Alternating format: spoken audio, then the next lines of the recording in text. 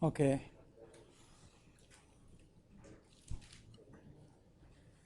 So we're going to continue the discussion on reinforcement learning today, and I'm assuming that all of you have submitted your homework one. Okay, I'll take it back with me, and I think you also are supposed to submit code according to the instructions that the TA provided. Okay, and then the next one, which is reinforcement learning, will be out today, and it will be due very soon. Basically, yes, when a week from when we are done with reinforcement learning. Yes. Do you have any other resource for reinforcement learning? Did that resource help us? But basically, I think that in terms of the books, right? Yes. No, the chapter 17 was very bright and No. First of all, chapter 17 is only for. Oh, I'm sorry. So I'm sort of. It's possible that I'm just assuming that people are following what readings to do. Chapter 17 is only for MDPs. There is a separate chapter called reinforcement learning, which you should read. Okay, that's the minimum that you should read. Okay, but actually there is also a book by what's his name, Sutton, which is where actually I'm taking all my pictures, some of these pictures from Rich Sutton has a whole book on reinforcement learning. Okay, that it turns out is available online. Okay, so if you search for Richard Sutton reinforcement learning, that's available online. But it's like an entire book. Okay, there are some of the pictures we are taking actually are from some of the pictures. The one that I showed, like for example, last class. Where am I? These pictures, for example, this and this are from Sutton's book. It's not there in the Russell and Narvik book. Okay, I would say understand Russell and Narvik first. That's a minimum, and then if you want to get, like for example, when today hopefully we'll discuss something called TD lambda. I think Russell also explains this, if I remember correctly, but TD lambda is better explained in Sutton's book. Okay, if you want, the reinforcement learning book, I forgot to actually bring it here. It's actually a very easy to read book. It's about 300, 400 pages, but it doesn't have. He basically, Richard Sutton and Andy Bartow are the people who wrote that book. And essentially they made it in such a way that it's way more accessible to both psychologists and people from math background. Okay, so that's an extra resource for reinforcement learning. Okay, and then after reinforcement learning, we'll be talking about efficient approaches for Markov-addition processes. Okay, which sort of ties up everything we learned. We'll talk about the MDPs that we already learned, and we're trying to kind of solve them more efficiently. And then one of the crazy things will wind up being that you could use reinforcement learning techniques to solve an MDP faster. I believe I may have mentioned this in the class before, but if not, it's kind of a loopy idea. Basically, MDPs are supposed to be pure inference. That means you know the model and you're just trying to find the policy. Reinforcement learning is supposed to be a learning problem where you don't know the model and you're trying to find how to do the optimal policy. Now, sometimes you might know the model, but the model is so big. I think I mentioned this in the class. It's so big that you're intellectually lazy, computationally lazy. If you're actually trying to do full, either value or policy iteration, essentially it's just too costly. Because they try to go for exact value functions and exact policy functions, and they're just way too costly. So you act as if, even though you know all the model, you act as if you don't have the model. You use the model as a simulator. And you use reinforcement learning techniques to sort of sample into the known model. Weird idea. Okay, But it actually turns out that sometimes when your models are quite complex, okay, in fact, this is called the intractable model problem. Um, and when there are intractable models, that means you know the model, but it's just too complex to use directly, okay, too big. So you act as if you don't know the model. So you put the model as a simulator, and then you're trying to decide, what is the best action to make by essentially sampling the model using reinforcement learning, which is basically what we'll discuss after the reinforcement learning section is over. Now, for that part, it turns out that in additional, in fact, that entire part that's not covered at all in the Russell and Narvik book. But for that, you have to go back to Mausam MDP book that I mentioned. Okay. Okay. Any other questions?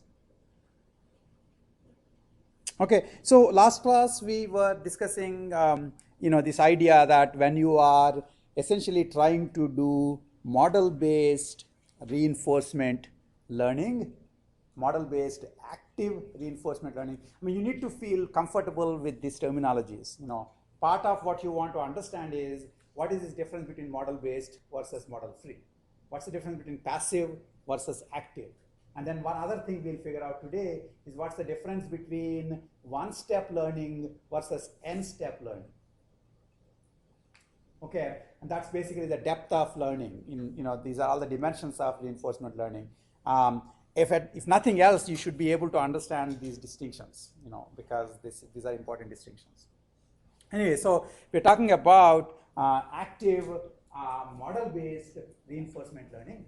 Okay, and then I thought the basic idea would have been that you essentially, from the experience that you have, you convert the experience into model,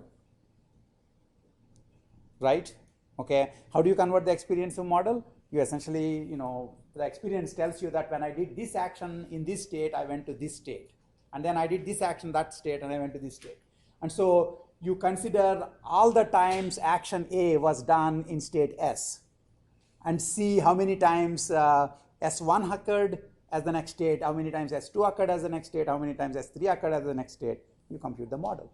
You basically get an expected next state based on the experience that you have had. Now, once you have the model, then essentially you converted reinforcement learning into normal MDP problem, where you have an approximate model now. Okay, you have a model now, so you can just essentially convert, given the model, how do I compute the policy or the value, using either value iteration or optimal policy. You can do that either by doing value iteration or policy iteration, whichever you want. That looked like a pretty obviously reasonable idea. The only tricky thing that we were discussing at the end of last class is, because your model is approximate,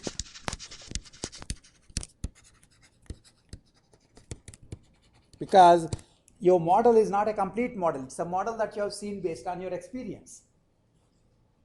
Okay, now another interesting thing actually is that often in the active reinforcement learning, you are using your current model to figure out what's the best greedy policy to follow for now. So approximately the way to think about it is the agent essentially, as it is getting more and more experience, it's updating its model. Okay, whenever you update the model, you can recompute the optimal value function, optimal policy, and then you use that. Now, do you want to do it after every experience, or do you want to do it every 3 days of experience? It's completely up to you. But generally, that's what you're doing. You're getting information about the action model, and then you're converting it into the optimal policy. Okay, actually, it's not optimal. So with that action model, you'll compute the greedy policy, essentially. Okay, we call it greedy because it's assuming that what is known to be a partial model, it's assuming it's a complete model.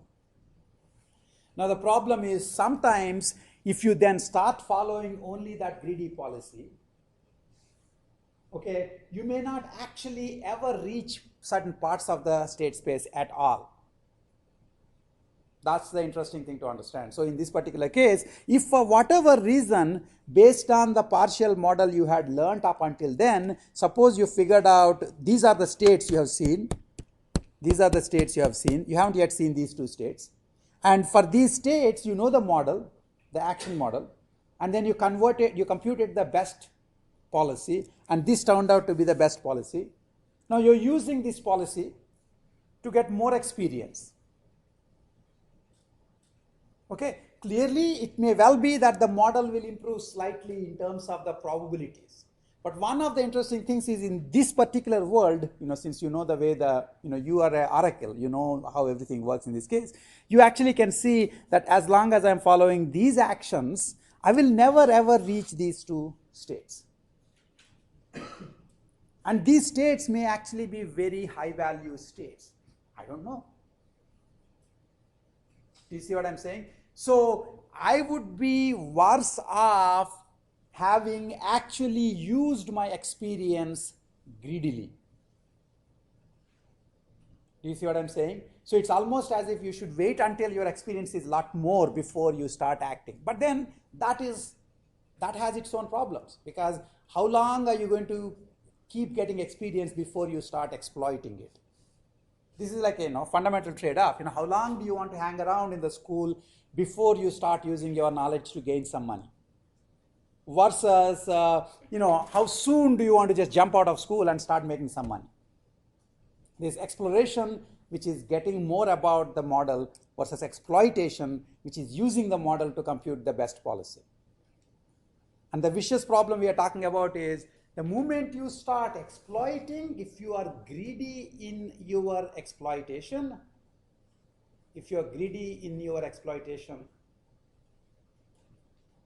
you basically will not even have asymptotic guarantees that you will ever reach optimal policy. Do you see what I'm saying? Okay. So to avoid this problem, this is the exploration-exploitation problem, and you want to understand this. And to avoid this problem, in some sense, you would need to consider doing random things, not following your experience too closely. Okay, if you follow your experience too closely, in essence, you're not going to have the asymptotic guarantee that you'll actually reach the rest of the state space. Okay, so what is the minimal requirement? It turns out that if you only become greedy in the limit of infinite exploration, that means only start greedily sticking to your experience after having infinitely explored, that means after having visited every possible state infinitely often, then you are guaranteed to be optimal asymptotically. Okay, otherwise I can always come up with a world where your exploration exploitation policy will doom you to suboptimal behavior. Do you see what I'm saying? So I am designing the world knowing that you are a greedy exploiter. You see what I'm saying? So I can stand right outside of the elementary schools and say, great jobs, 10 cents a day. And then you will fall for it. You'll take up that job, and you'll probably I'll somehow make you commit for like next 10 years of your life. Okay, now it might look like 10 cents is like below minimal wage, but I'm pretty sure we'll get there soon. So the question then is, how do I avoid actually admitting those sorts of policies? And the idea is you should not be allowed to be greedy until you have done infinite exploration. Now, the way you could do that, there are multiple ways you can do that. One, of course, is just keep exploring forever. Random actions. Never ever stick to your, stick to what experience you have gained. Okay, right? And then basically that obviously is an inefficient thing, because if you do that, you are essentially not using your experience while you are doing learning. While because the learning part is going to take a long time, okay, and you're not using the experience you gained in getting your behavior be influenced by your experience. Okay, the second idea is what's called epsilon greedy, which is basically find the greedy policy, but then follow it only, 1 minus epsilon with 1 minus epsilon probability. With epsilon probability, just do the random action. Do you see what I'm saying? So in what I would have done in if I had a epsilon greedy policy, having computed the greedy policy here, okay, suppose I find myself in this state, let's say suppose I find myself in this state, okay, then first I would toss a coin which comes heads with 1 minus epsilon probability and tails with epsilon probability. Okay, now if it comes heads, I will actually follow whatever the policy is telling me to do, whatever my greedy policy is telling me to do, which is doing this action. Okay, doing this action. If it comes tails,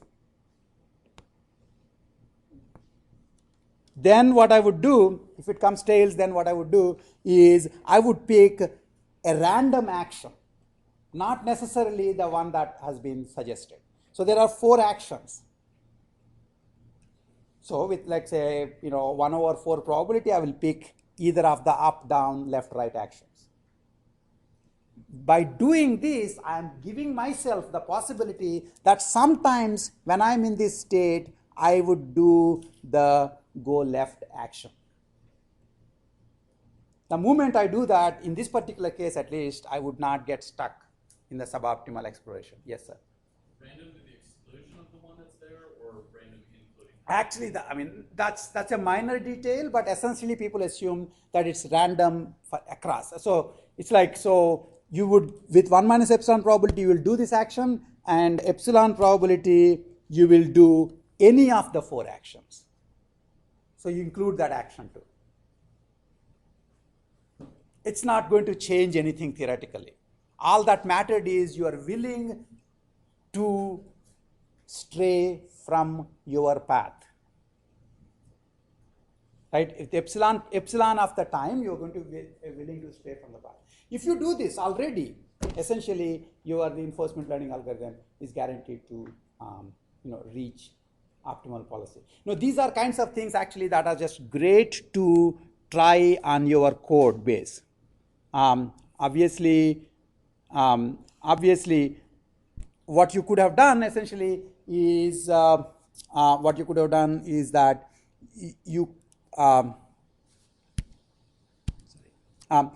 can do is you could start with, let's say, that particular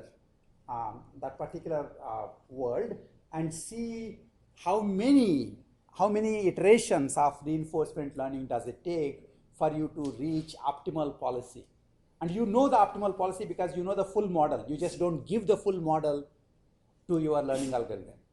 So you can actually compare, the value of the policy, the quality of the policy that you get with greedy reinforcement learning, okay, which might reach quickly a certain value and just taper off there because it will never reach above that. Versus this epsilon greedy reinforcement learning, which will be slower than the fully greedy policy in reaching any particular value, but it continues, right? So the picture would be more like the picture of epsilon greedy versus the greedy would be more like this. So the greedy might just go like that and taper off. Okay, whereas the epsilon greedy might go like that. With that being the quality of the quality of the policy. Okay, now one of the interesting questions then is, well, this is bad. Clearly, this goes fast, but it stops. This one, based on the epsilon, it will grow slowly, but then it will eventually reach the optimal policy. Can we do faster? Can I have something which looks kind of more like that? Right? If I go something more like that, of course, I mean, these two have to be the same, because otherwise it would not be, one of them is not optimal. Okay, so can I be a little more directed? So previously I was being greedy, now I'm suddenly being once bitten, twice shy. You know, I don't want to be greedy anywhere. With everywhere, with epsilon probability, I will do the random action. Now the interesting question is, can you do better? Can you do better exploration policy? So till now we have looked at two exploration policies. Exploration policy 1, be purely greedy. Exploration policy 2, be epsilon greedy. But it's across all the states. Okay. The third idea, I mean, there could be other ideas. So another idea that you might want to think about is, if let's not just do one size fits all for all the states. Let's consider how many times you have gone to a state. If you have come to this state already 10,000 times, okay, then still trying to be non-greedy in that state, expecting miracles, is kind of unnecessary. Because you've been to this state many, many times. In the beginning, you were non-greedy. Now, there is no real reason. I mean, you should actually reduce the epsilon value. So the idea is, make epsilon be dependent on the number of times you have reached that state. Do you understand what I'm saying? That's a very neat idea. So essentially, any state that you have seen many times, you essentially just do the greedy thing, the greedy policy there. Any state that you haven't seen yet, you want to do the non-greedy thing. I mean, you haven't come across, that often. You want to do the non-greedy thing. Okay, so this in essence is sort of trying to tell you that give a novelty boost to states. Novelty boost to states. Okay, the states that you have not seen, just make them look interesting. In some sense, that's how we seem to explore. In essentially, to the extent we learn about the world around us, it's because we give ourselves internally some sort of a novelty boost. It's not necessary that this particular crazy turn would get me to the goal, but I haven't been to that turn. So let me just act as if it will get me to the goal. By doing this, I will essentially learn more about the map there. And when I do, of course, I might actually get more value. Okay, so that's the other idea. And to do that, so basically, this is a general point about exploration functions. You can come up with different kinds of exploration functions. The one that I'm suggesting to you is, think of this general class of exploration functions, which takes the f of u and n, where n is some number that keeps increasing as you come to that state more and more. Okay, and let it be defined as something like this: u plus k over n. The exact form is less important. Okay, you could have put u plus k over n square, for example. Okay, what's important is, as n increases, this factor becomes 0. So the utility of a state would be just its intrinsic utility. Whereas if you haven't been to this state often enough, then the utility of the state would have its intrinsic utility plus a nice boost, because you haven't gone there enough number of times. Do you see what I'm saying? And how that boost operates depends on the value k you are using. Okay, now the thing that I will do then is, I would be doing my Bellman updates not in terms of the value function v or u, but this u plus, where u plus does everything just like the Bellman equation, except it's putting an f over the backed up value. Okay, and notice that Basically, this NSA is the number of times I have reached that particular state. In this case, actually, number of times I have done that state action combination. Okay. Now, this obviously, as the time goes on, as you start and as you keep doing, as you keep gaining experience, NSA for all states slowly starts becoming larger and larger. Some states might become larger faster than some other states. The ones that you've been already roaming around, they will no longer have any novelty advantage. The ones you haven't yet started roaming around, they will start still showing novelty advantage. So you are forced, you intrinsically force you internally force yourself to explore those states. Very cute idea. Okay, it's important to understand that this is better than just an epsilon greedy strategy, because the epsilon greedy strategy assumes both a state that has been seen many, many times and a state that's been seen for the first time. It would basically still do the same thing. Epsilon amount of time it will do the non-greedy thing, 1 minus epsilon amount of time it will do the greedy thing. Whereas here your greediness is dependent on how often you have seen that state. Very simple idea. And one can argue that that's a very reasonable thing to do.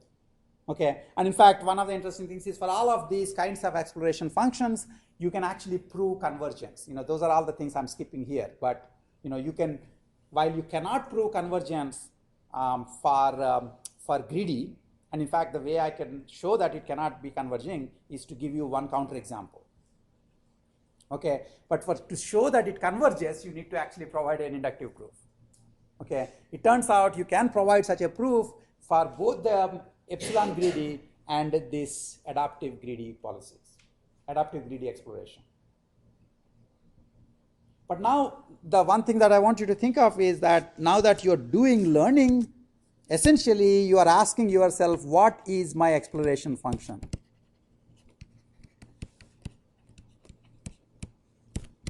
Wow, what happened? Okay.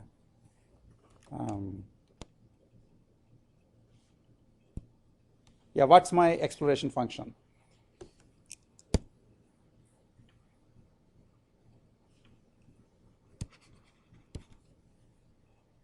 Okay, now in this case, my exploration function is k by n. You could get k by n squared, for example. That will be a different one. Okay, and depending on, and then at least qualitatively, you should understand what the impact of these different kinds of exploration functions is on the reinforcement learning. Right? Okay, so that's about exploration functions. Okay, so we are now done with model-based passive and active learning. And then anytime you do active learning, you need exploration. Okay, exploration functions. Okay, now we will talk about model-free learning. Now, in the case of model-free learning, essentially, we'll first talk about model-free passive learning. Okay, and the reason to do this, and I've mentioned this earlier, is basically sometimes, essentially, why do we need model-free learning? Sometimes the model is just too large to learn and reason with. Okay, in some cases the T is too big, and rather than wait for T to converge, you just want to go directly with the experience. So rather than go through the intermediate step of finding the model, you just want to go directly from experience to the policy. Now, have we done model-free learning till now? I mean, so first, of course, again, for model-free learning, I will talk about model-free passive and then model-free active. Okay, have we done model-free passive learning till now?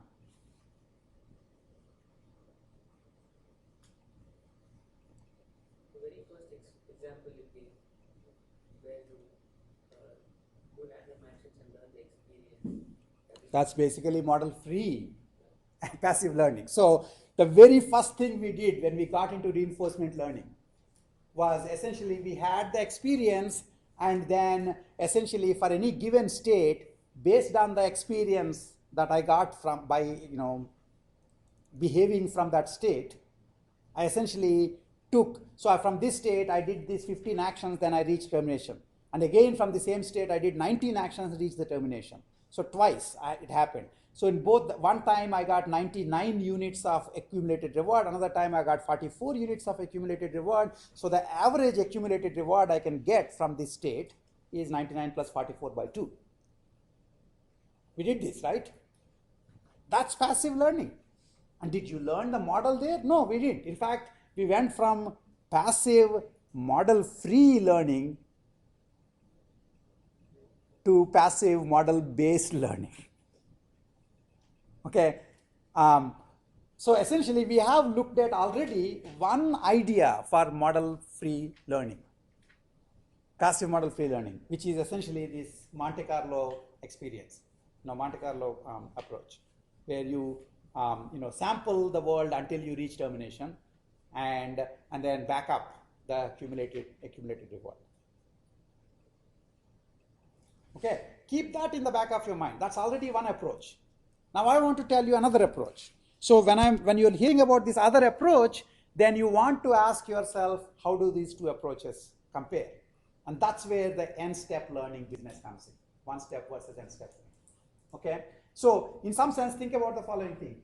In the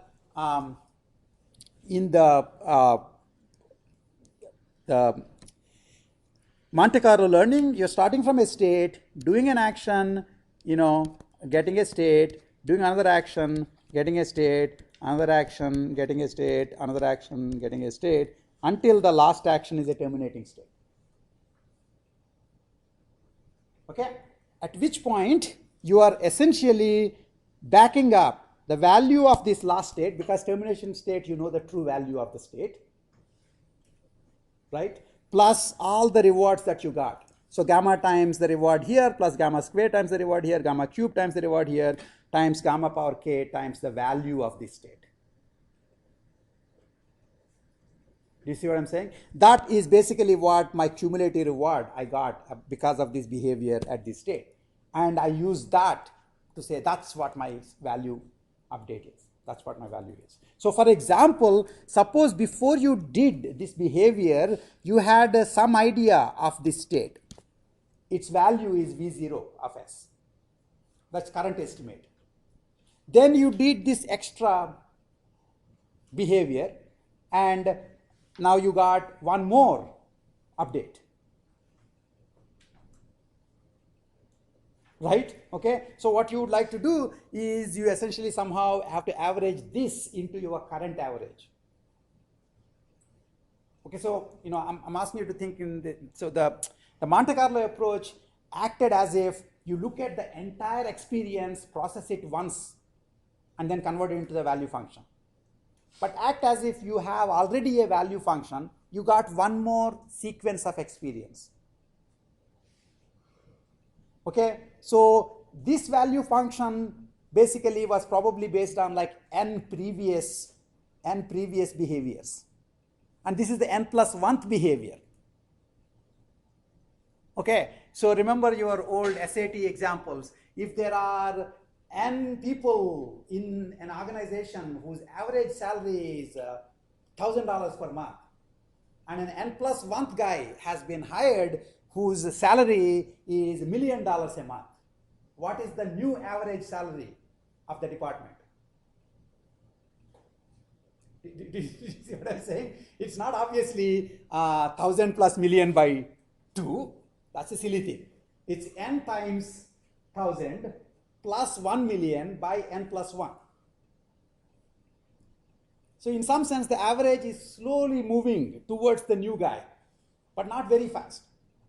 And how slowly it moves depends on how much experience you had in getting your previous estimate. Okay, so you can view Monte Carlo this way. Now, if you view Monte Carlo this way, then when you start looking at temporal difference learning, which is what we're going to do, you see that it does exactly the same thing almost. It's just a question of when it starts saying, I am ready to change my average. Okay, so here is what basically temporal difference learning says. I am at state S, I did an action A, I got to this new state. I got to the new state. Okay, so now I essentially have experienced. I now at this new state, so I sort of and suppose I already have a current estimate of the values of all the states. There's always a current estimate. Okay, so if I'm using my current estimate of the values of all the states, then essentially I know the value of this state according to my current estimate, and I know the value of this state according to my current estimate.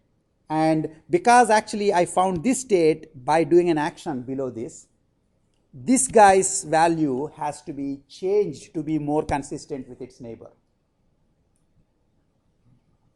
And this is what I was talking about, like I think last class or something. If you thought your current approximate estimate of your value is minus 1000, and you did an action and you got to a state where you found that your actual value that you experienced, where they think that their approximate value is 10,000. You thought you were in minus 1000 and you were able to do an action and you could reach a state which has 10,000 value. Clearly you are being too pessimistic. You have rich neighbor. The question is, should you just go directly and say my value is 10,000, or should you go slowly towards 10,000? And what we were discussing last time was maybe the more conservative thing to do, the more reasonable thing to do is you update your value to be some alpha, which is the learning rate, times the difference between your value and your neighbor's value.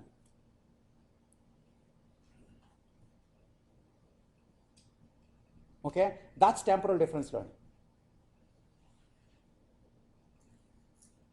Okay, so so basically I'm doing in the temporal difference learning, I'm doing this update. The value of, remember I'm basically in the this is passive, model-free passive learning still. Because it's passive, I have a particular policy I'm following, right? And essentially I'm saying the value of a state S according to this policy is going to be updated to be my old estimate of the value of this state plus alpha times the value of the sample minus V pi S.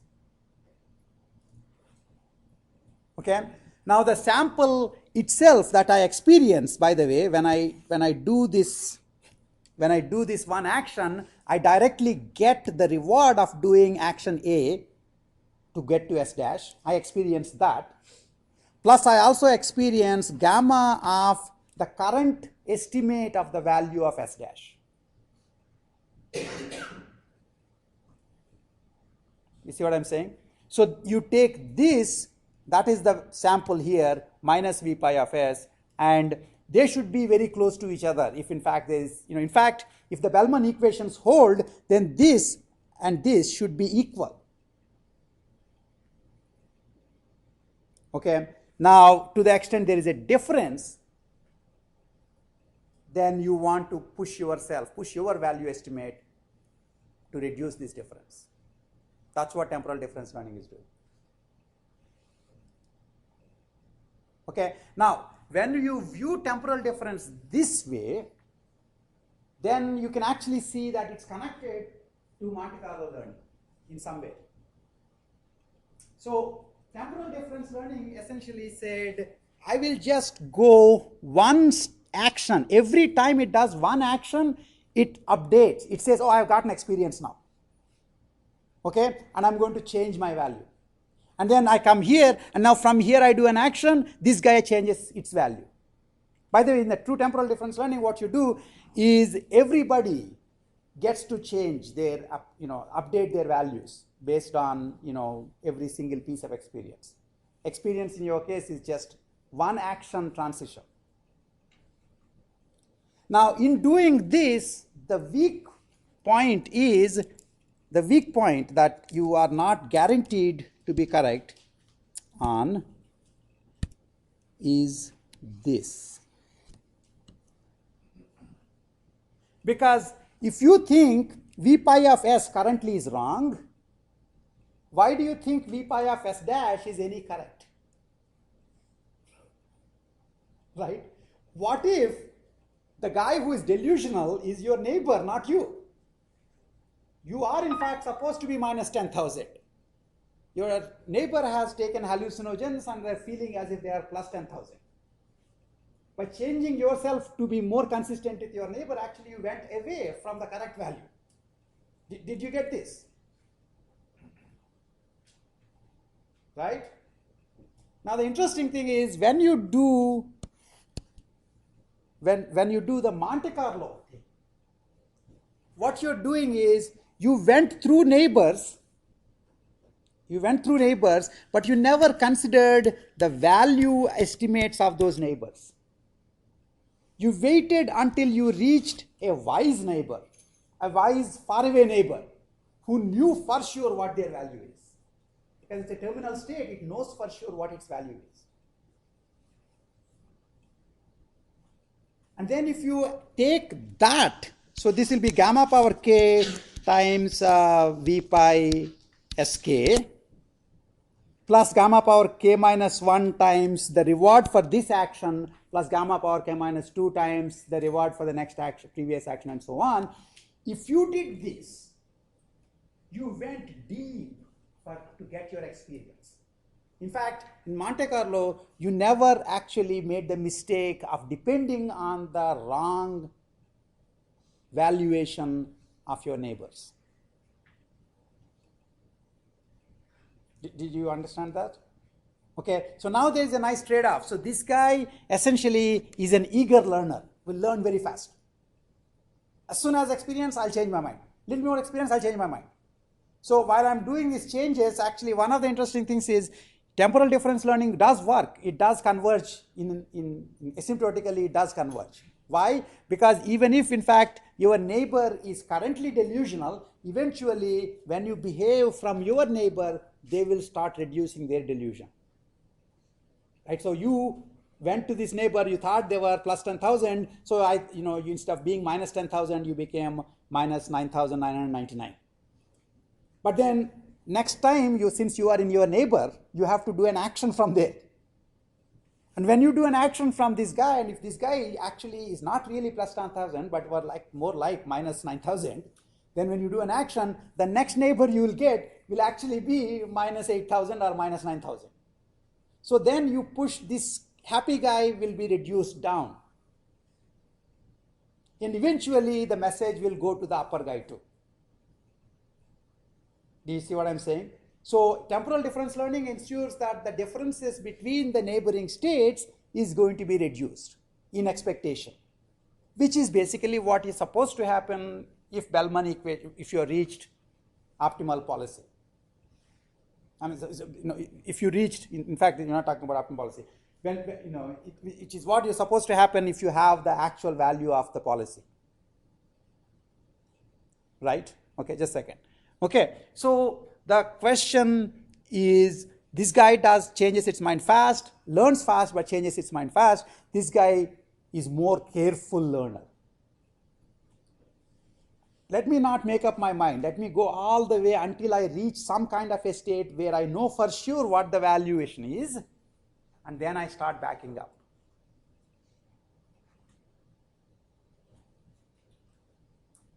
Okay, now, before I get your question, how many of you know game trees? I mean, 471 game trees, min-max search. Those of you who know that, remember the following thing. In the min-max, we had to deal with this question. The right way to do min-max search, turns out, is what? Basically, grow the min-max tree until every node at the leaf level is a terminal node for the game. That means you know the game is over and you know the true payoff for the game at that point. And then you do min-max all the way up. Having come up with that great idea, we gave it up in the second page because we knew that for any reasonable game, growing the min-max tree all the way to leaf nodes which are terminal nodes, is going to be prohibitively expensive. Right? Then what did we do? Then we said, we'll just grow it to some k depth. Okay? and and then basically act as if everybody at the bottom of that k depth will act as if those guys are terminal nodes, but they're not real terminal nodes. So it's not a, if in a chess game, the rules of the game define when you lose the game, when you win the game, when it is a known draw. Everything else is undefined. But you just went k ply deep, you have bunches of chessboard configurations, you don't quite know how good it is. So you approximate the value. There was this idea of evaluation functions in game trees. Remember for the tic-tac-toe that most of you must have done in 471, it will be the number of rows, columns, diagonals that you have control over minus number of rows, columns, diagonals that your opponent has control over. That is an approximate idea of the value of the board. Okay, but obviously that's not a foolproof thing. So for example, like, for chessboard, we might say the number of pieces that you still have on the board minus the number of pieces your neighbor still has on the board. That would be an evaluation function, but you know that that's a pretty poor man's evaluation function, because if you know anything about chess, you know that while it's sort of generally true that if you just have the king and one pawn left, you're kind of dead. It's very hard to win over the other guy. It's not just the number of pieces, it's much more than that actually decides whether the game is winnable or not. So the evaluation functions are always approximations. Okay, so the question in game trees was, where did you choose to apply the evaluation function? In the k depth min-max tree, you apply the evaluation function only at the depth k and do min-max all the way.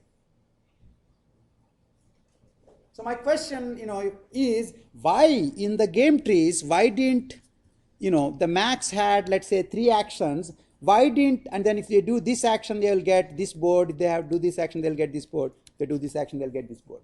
Why didn't they apply evaluation function right there? And see which is the best and take that action. What's the big deal in going some k depth and then applying evaluation function here? I can understand going all the way to the true depth where there are real terminal nodes and applying evaluation function here and min-maxing the way up, because those are actually the true valuations. Why is this any better than this? Because after a certain state, the line tends to one state, like the winning state or the losing state. No, I think actually the answer for this is that you're not sure. I can construct games where going deeper will worsen the quality of your decisions. People tell you this all the time, that this guy overthink this problem. That's why they made a mistake. How can you say this? How can you say by overthinking you could actually make the wrong decision?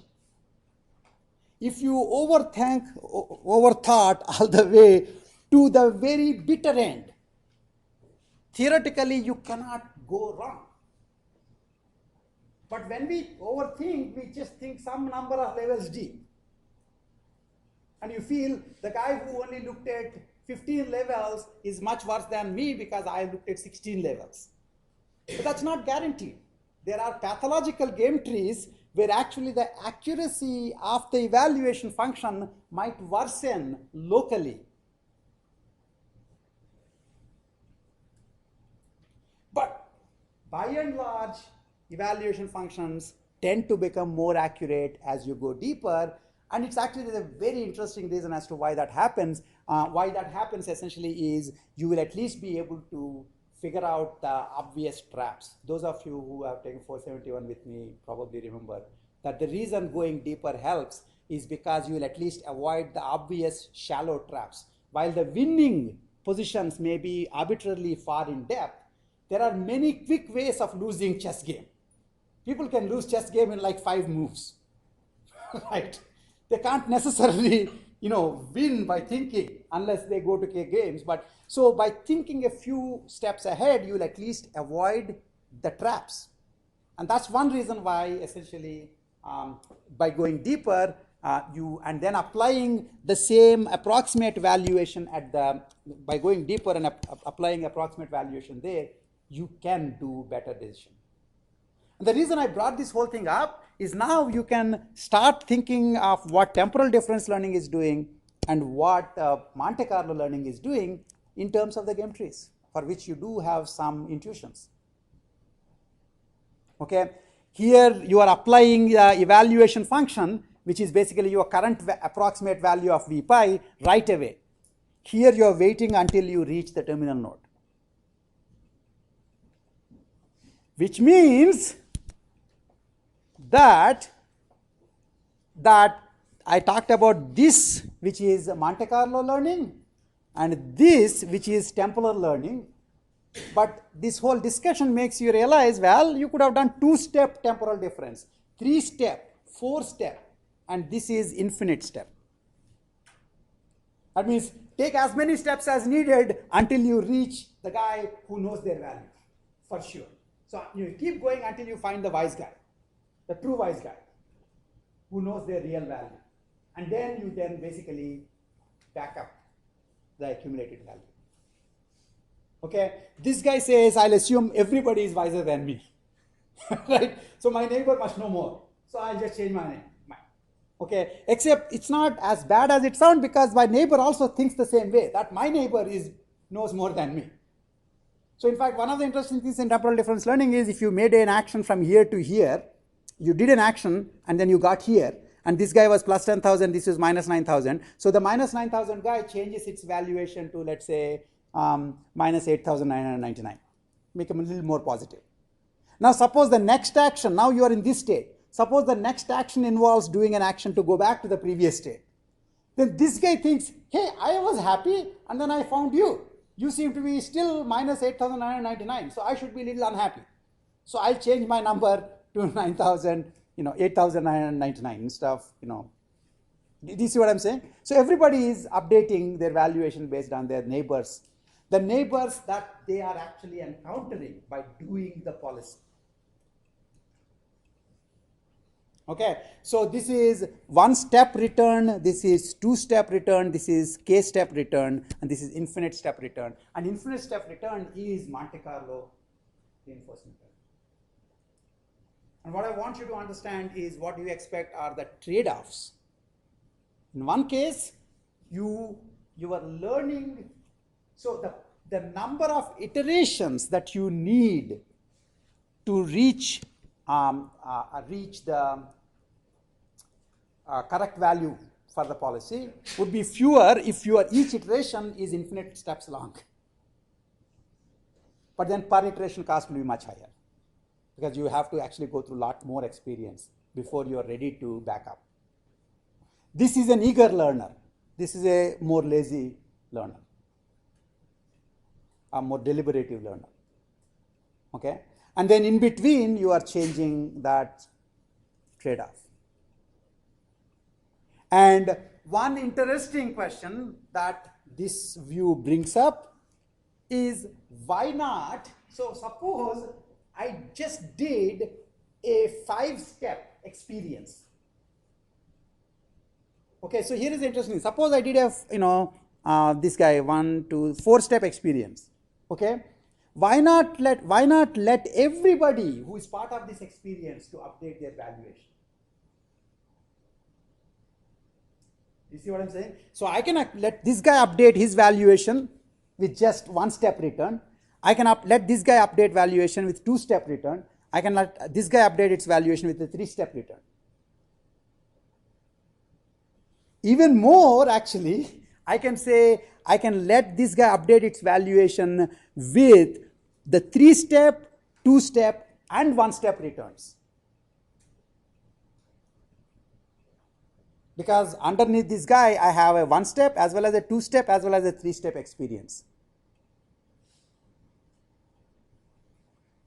Okay, and so essentially I can say, based on just my neighbor, this is what I feel I should be updating myself to. Based on 2 levels of a neighbor, I feel I should update myself to this value. Based on 3 steps of a neighbor, I should update my value to this. Now I sort of take a weighted average.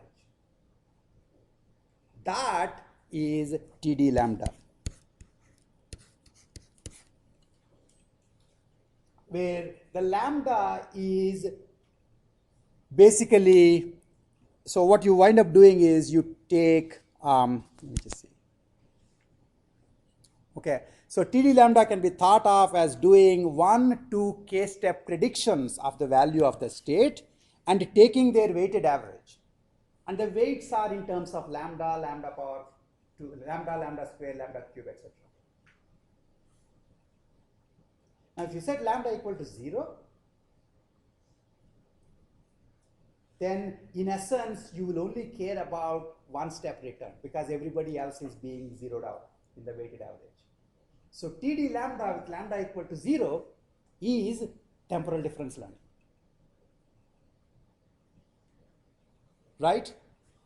If you set lambda equal to 1, in essence, you're basically allowing the valuation from the last node to have just the same effect.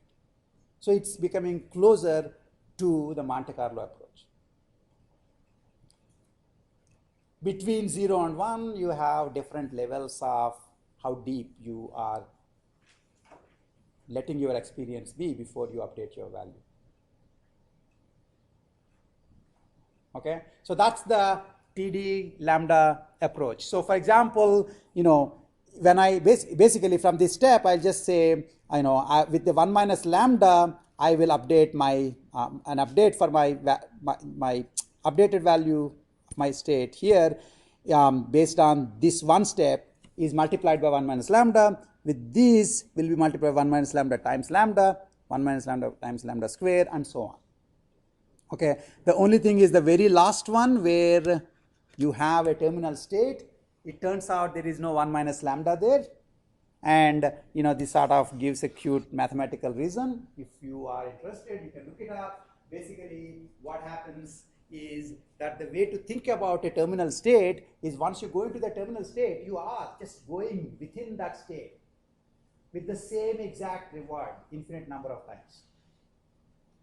Okay, because of which that part of the infinite sequence will have a 1 by 1 minus lambda in the summation, which will just get cancelled over with 1 minus lambda. It's kind of funny to suddenly start being interested in the actual summation, but because most of the other discussion has been qualitative. But that's TD lambda learning.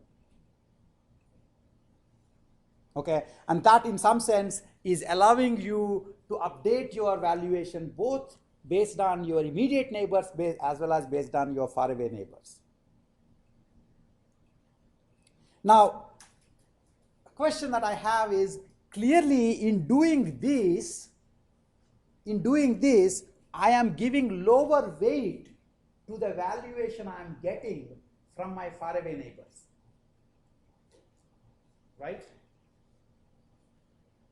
Is that right? Think of the following thing. So again, I asked you to think in terms of the game tree terminology. Could we have done something like a TD lambda for game tree min-max? So for example, you do min-max for level 3 ply, again min-max for level 5 ply, again a min-max for level 10 ply, and then somehow decide the optimal move based on the combination of all these min-maxes. Does anybody do this in game trees? This is where I'm saying, if you know 471, this thing becomes much more interesting. If you don't, you still can understand what's happening in the reinforcement learning. Okay, it's the depth in which you can understand. So in game trees, people do this. People do this idea of explore the game tree up to, let's say, apply 3. And see if it's your time to make a move, then you just make a move based on the best option based on the apply 3 analysis. If it's still not your time, then you know what's your best action with respect to apply 3, and then you continue doing, let's say, apply 5 analysis. And before you are asked to make a move, if you completed the apply 5 analysis, you throw the apply 3 analysis out the window. Completely out the window. Because I know apply 5. I have gone deeper, and I'm assuming that deeper is better. Do you see what I'm saying? So in game trees, you do, it looks as if you do this multi-depth thing, except you always, the deeper guy always wins. You just throw away the intermediate ones.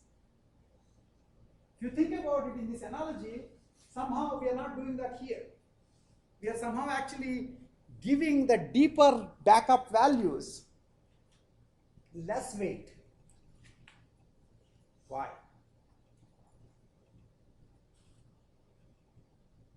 Yes?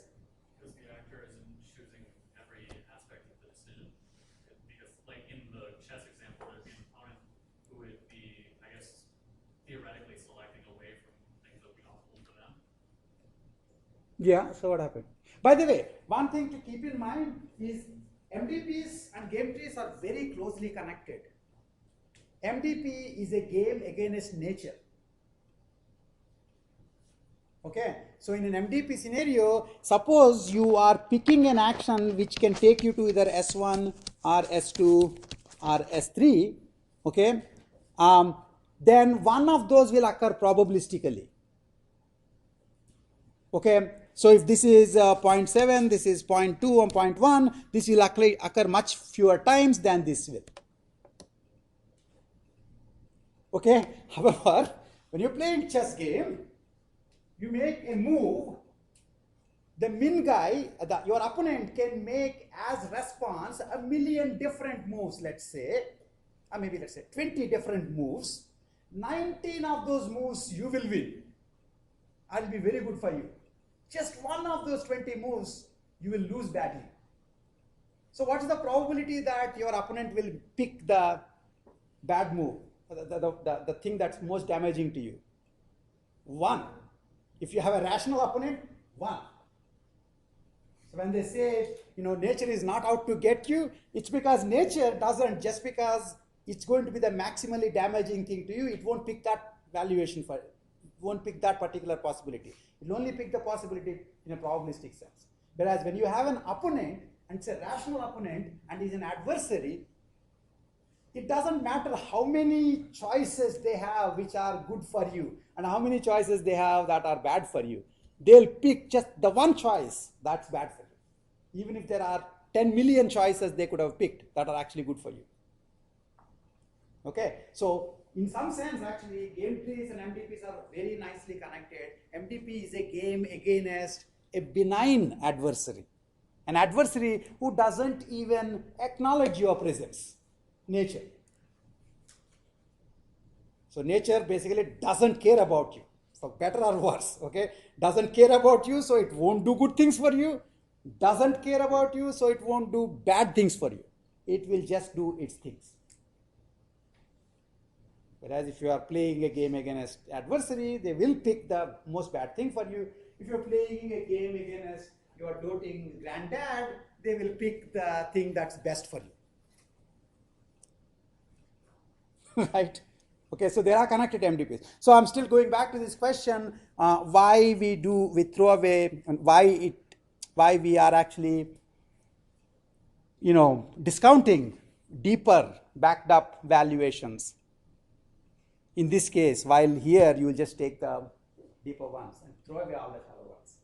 And you came close, I think, at least you were the only one who spoke. So, It's because in the nature one, it is completely random, so you don't know how it's going to behave.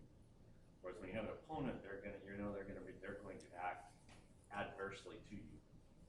No. So the thing to remember is, notice the following. Here I'm drawing triangles.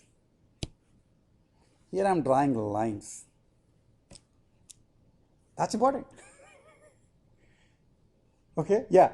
We have experience that says that S1 in this case, well, your empty circle always leads to S2. Mm-hmm. We don't actually know if that's true or not. Yeah, not always. It just led once. So basically what happened is in the min-max, you have the model, so you constructed the entire tree of possibilities. Whereas here you don't have the model, so you're just experiencing, you're getting one probe into the nature at a time. Okay, now here's the interesting thing. If you are doing one probe into the nature at a time, and I would say then that the chance that you are rich because your immediate neighbor is rich is higher than the chance that you are actually truly rich because your immediate neighbor is rich is higher than the chance that you're truly rich because the guy who you will reach after doing 15 random actions happens to be rich.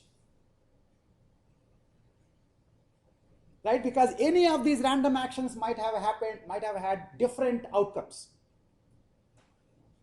Do you see what I'm saying? So when you have this is one path in this big tree. When you have this, it is one path in this small tree. There are much fewer paths in the small tree than there are in the big tree. Do you see what I'm saying? So that's why it makes sense to actually give less valuation here. That's the TD lambda idea. Okay? So it's based on probes. It's not actually computing the entire game tree. It's not computing the entire search tree. It's just probing, for the experience. So it's knowing less of the model. Basically it knows much less of the model. So that actually makes it interesting. Of course, one question could be, if you know a little bit of the model, why not then start expanding at least part of the other things that can occur around this? Like that. Except I can't say that because I'm doing model-free learning. In the model-free learning, I don't have model. All I have is experience.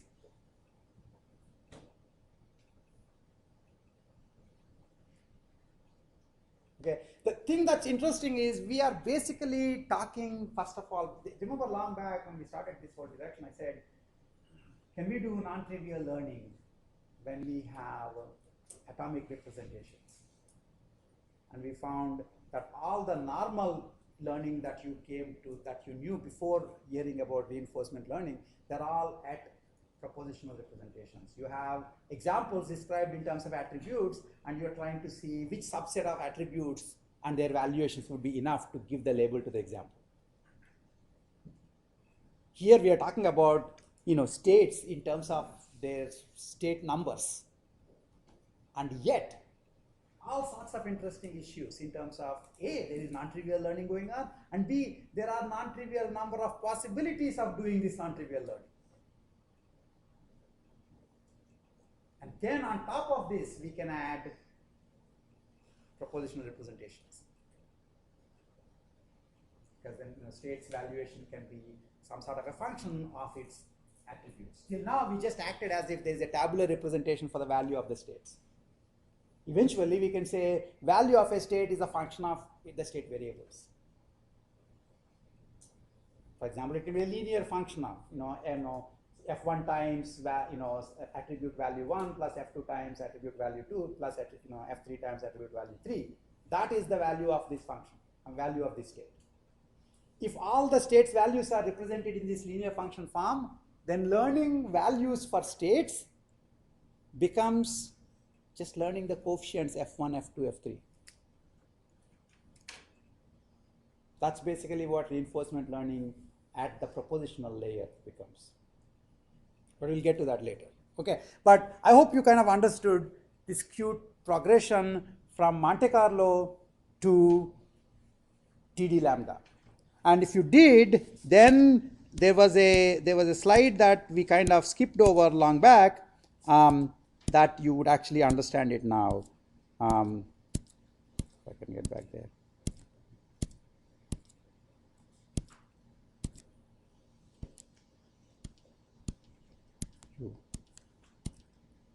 The dimensions. Okay, remember I said this, it's not easy to understand right away. Well, again, sort of temporal difference is one step back up. TD lambda is n step back up. If you are also doing this virtual tree construction around your single experience, that would be full DB back. To some extent, min-max updates are full DP backups, except they're done in terms of min and maxes rather than expectations. So that's that particular that's the dimension that we're talking about there. And then last thing that I want to stop, bring up before we let you go is how do I do model-free learning but active learning? So this is TD learning, okay, and then we also talked about TD lambda and TD lambda. So let's just do this first, okay. So now I want to do active learning, model free, right? Well, what could I do? I could have basically just somehow figured out the values of the states. And then I just pick the action that I'm supposed to do to get to the best neighbor. That's what you would do normally, right? I mean, if you know all the values of your states and you know how to get the action, because that's how you go from value function to the policy function. Okay? However, to convert value to policy, you needed the model of the action. It wasn't obvious, you may not have remembered it clearly, but suppose I tell you this is 15 value, this is 25, this is 99, this is 85, and so on. Okay, which action should I do? Well, depends. Okay, if you have two actions, action 1 with some probability takes you here, some other probability takes you here. Action 2 with some probability takes you here, and some other probability takes you here. Then you compute the expected backup of both these actions, pick the one that has the better backup. To do this, you needed to know the model of the action. But you're doing model free. We don't know models. So we are in a bit of a soup. So I would leave you with this nice far side cartoon. Okay. So we know we have neighbors, we're rich, but we don't know what action we are supposed to do to get to them. Very frustrating. It's like the kid who is stuck outside, a poor kid who's stuck outside a glass door of a restaurant where people are eating very nice food. Okay? There is no action that this kid can do to get in. So the fact that there's very nice food on the other side doesn't help you. You can see, but you have no action to get there. So in some sense, I love this cartoon, by the way. It's a total meta cartoon, because you should start thinking, why the heck are cows actually buying phones when they don't have opposable thumbs, and then complaining about it. But that's a different story. So the interesting question that we will talk about next class is, it looks as if we kept talking about model free, model free, model free, and we came to active learning, and we are saying to convert the value to action, I need actions model. That looks like that's the end of the model freeness. You see what I'm saying? It turns out that you can actually get away still without knowing the model of the action. If you don't want to know the model of the action, that means you don't want to know when you do this action with what probabilities would you get to which different states. Then rather than find that, I would find what are called the Q values. The Q values are the Q of SA. That is, for every state and action, you have the Q value. The Q star value is the maximum expected value you can get if you do action A in state S and continue behaving afterwards. Now, if you keep remembering Q values, the interesting thing is in this kind of places, you have 4 actions per grid cell. That means instead of having 1 value for each state, I remember 4 Q values for each state. S with A1, S with Q of SA1, Q of SA2, Q of SA3, Q of SA4. Now, so here, for example, this is 0.40, 0.48, 0.42, and 0.33. Now, what's the value of this state? What? I mean, so if I do this action, I get 0.40 best. If I do this action, I get 0.48. If I do this action, I get 0.42. If I do this action, I get 0.33. What's the value of the state? Someone was before the max. What? Okay. How many of you are doing some kind of weighting? Okay. You people should not be allowed to behave in the real world. Because if you have two actions, action 1, you walk carefully on the rim. Action 2, you walk to the edge and fall off. And you will do a weighted summation of these two actions. You are intelligent people. You're supposed to do the action that's good for you. You have choice. You have free will. Free will means no weighted summation over actions. You don't do weighted summation over your choices. You do weighted summation over the nature's responses to your choices. So here, these are the 4 things. As far as you are concerned, the value of the state is 0.48. Why? Because there is one action that gets you 0.48. That's the action you'll pick. So the cute thing is, you do, instead of updating value V of S during the learning, you update Q of SA. So instead of updating S number of entities, you now update S times A number of entities. And then there's a way of converting these S times A number of entities into a value function, if you want. But more importantly, when I picked up the Q values, I now know what action I'm supposed to do in each state. The max Q value is the action I'm supposed to do. Really, really, really cute idea. You know, I mean, it's like after say, the best ideas are ones where after they tell you, say, you know, why should you get any credit for it? I could have thought about it. But you did. Okay, if you know, the first person who thought about it obviously realized that there is, here you don't have the model of the actions. And yet you're getting everything that you need, which is getting to the optimal policy. That's Q learning. Okay, I will revisit it a little bit and then go into approximations for MDPs. Next.